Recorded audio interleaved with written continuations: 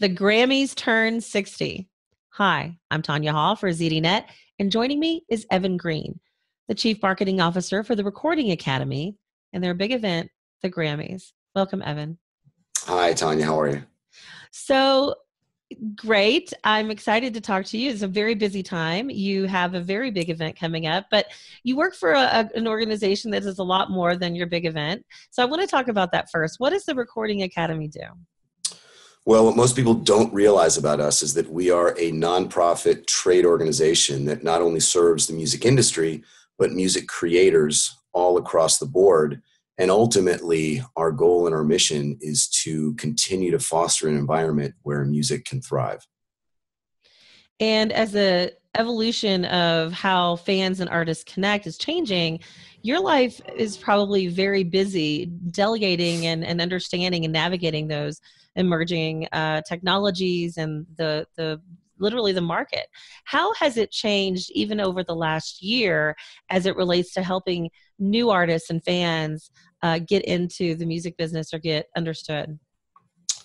Well, I'll address that question just from the standpoint of the Grammys. And if you look at it from beyond just 1 year ago, if you look at the evolution over the course of the last 5 years or so, television used to be an exclusively linear experience and it was very passive.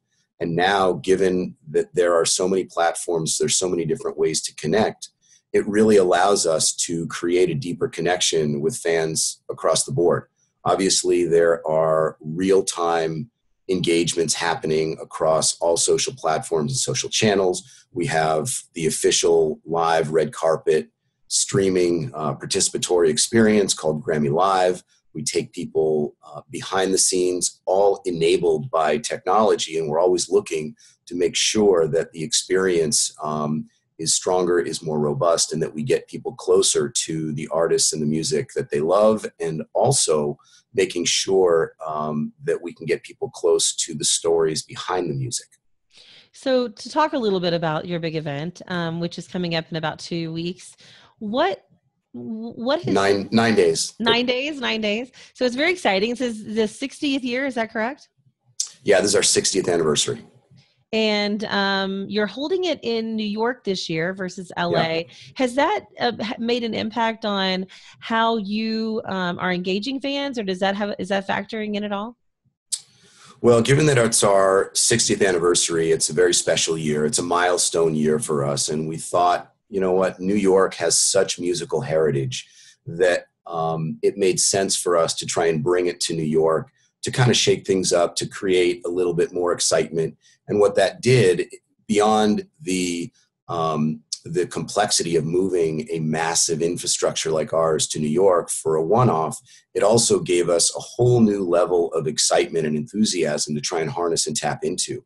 And so we're trying to deepen the stories that we can tell, deepen ways that we can connect with our friends, fans, and followers, find more unique ways to give them that behind the scenes access, and really take advantage of this unique moment in time that our 60th represents. One of the ways that fans connect, I know I tend to watch every year, is the big red carpet. Everybody wants to see the artists approaching. How important are those photos that are taken on the red carpet?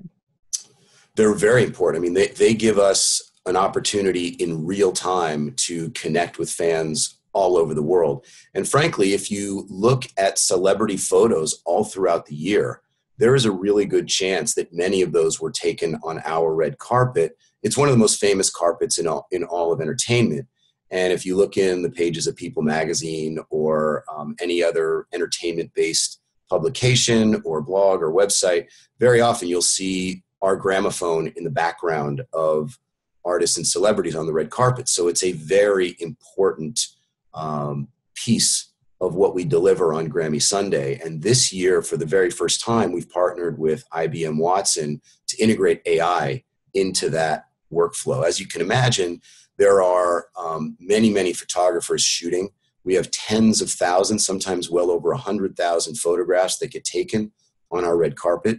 So now, using Watson and AI, we have for the very first time, we have the ability in real time to tag, review, curate, and deliver those photos in photo galleries in ways that we just couldn't do before. So AI is really allowing us to bring an even greater speed to market and even faster connection between our red carpet and fans around the world. The Grammys has always been an innovator when it comes to understanding emerging technology and social platforms and how to engage fans. This year is no different. What are some of the other partnerships that you have that are pushing you forward in that direction? Well, again, a couple of the things that have really driven our strategy this year are, number one, that we are in New York, and that creates a whole new level of excitement. And number two, it's our 60th, which doesn't come around very often. And so given that the 60th anniversary was such a big deal, and the 60th really, we consider the 60th anniversary kind of a bridge between music's heritage and what music's promise is looking forward. We wanted to give fans the opportunity to relive some of those once-in-a-lifetime iconic Grammy performances that happen only on the Grammy stage. So we partnered with Apple Music, and we found a way to deliver some of the greatest Grammy performances of the past 6 decades to music fans, all exclusively on Apple Music. So if you have a Grammy performance that really touched you and really helped punctuate, a part of your life, there's a really good chance that you're going to be able to go to Apple Music and relive that moment and relive that magic once again. What are some of the ways that if somebody wants to watch the Grammys or enjoy the Grammys, that they can do that? I mean, can I just, be on Twitter and follow hashtags? I mean, what can I do to be engaged with the event this year? Well, you can certainly follow the Recording Academy, and the Recording Academy is the organization that is responsible for the Grammys, and you can follow us at Recording Acad. And then if you want to follow all the action in real time that's happening on the Grammy stage, you can hashtag Grammys. You can also watch Grammy Live on Grammy.com and on CBS.com leading up to the show itself. And then if you want to stream the show, it's available on CBS All Access, and then it will be available VOD for a period of time after the telecast as well. So, whether you're on Facebook, Twitter, Instagram, etc., there are ways to engage in real time, and you can watch the show not only through a linear experience, but also through a digital experience. We started off talking a little bit about the Recording Academy itself, outside of just the big event that you have that you're known for every year. What is the overall mission of the Recording Academy? Well, as I touched on a little bit earlier, it really is to foster an environment where at all levels music can continue to thrive and music can continue to be an important component that drives our culture forward. On a more specific level, some of the things that we do on a day-to-day basis all throughout the year, we are one of the biggest advocates on Capitol Hill for artists' rights and intellectual property protection. So we are fighting very hard to make sure that creators get paid. We work very hard to put music programs back in schools and empower the next generation of music makers. We have our Grammy Museum, which is all about fostering a cultural appreciation of music. We, of course, have an awards, a very robust awards effort where we honor excellence. And at the end of the day, it really is about celebrating and respecting music at all levels. I think one of the biggest concerns for artists is literally how to get recognized and noticed. I hear it from artists all the time that are trying to figure out how to navigate. Do I post my music on YouTube? Am I going to get paid? And what is the biggest challenge that you're hearing from young artists or new artists in regards to figuring out how to become famous or at least getting their music heard? Well, it's interesting. Most of the artists that we work with are not in the business to get famous. Most of the artists that we work with are artists because they have no choice but to follow that passion to make music and to create.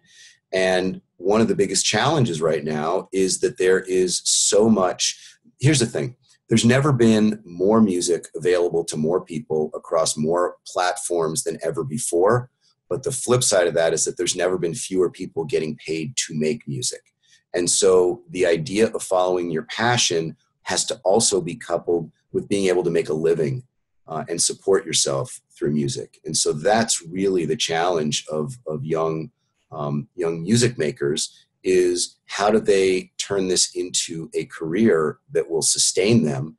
And a lot of that has to do with getting their music out, getting it listened to. And so every artist has to become their own marketing department. You know, it used to be that you signed a record deal with a label and their marketing department took over.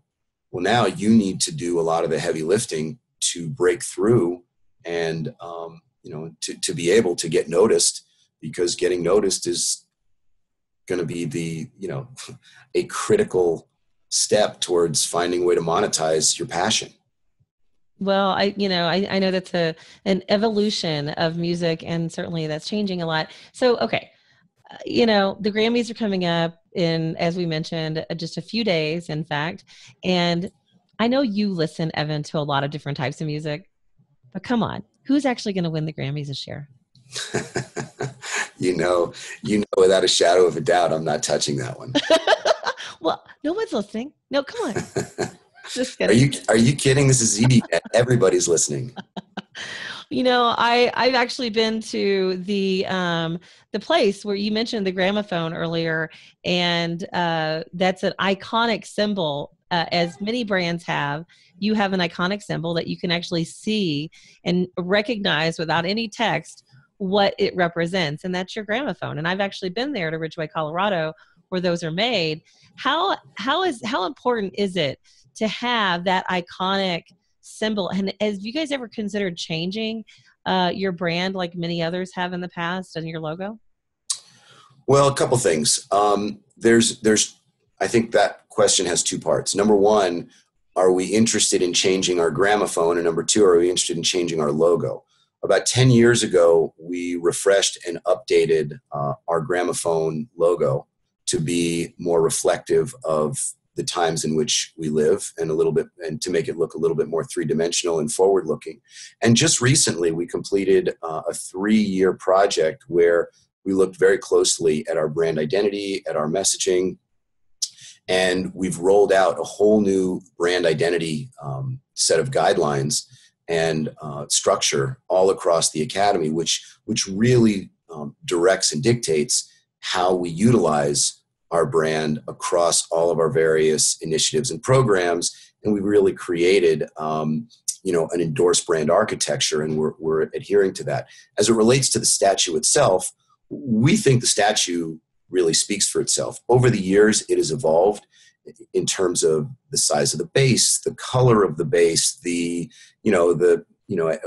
used to have a hand crank on the outside to represent the very early gramophones. That kept breaking off, so that was not very practical. But in terms of changing the symbol itself, we have no intention of doing that. Will the statue perhaps evolve in some way, shape, or form in the future? Perhaps, but it's that's not really been a discussion point, because we think that it's pretty special just the way it is. It is very special, and it has certainly stood the test of time, as has your organization, and continued to grow. And it's real exciting to see every year how you continue to push it out there and get people excited, including younger generations who aren't necessarily as into events as maybe some others, but yet you tend to grab that audience. You're certainly an opportunity for people to learn who want to figure out how to navigate these emerging technologies and social media. I really appreciate your time, Evan. And if somebody wants to follow you personally, or maybe understand more about the work that you're doing, how can they do that? Well, as I said, you can follow the Recording Academy at Recording Acad, #Grammys. If you want to follow me, I'm at Hope and Change, at Hope and Change. And that's really it.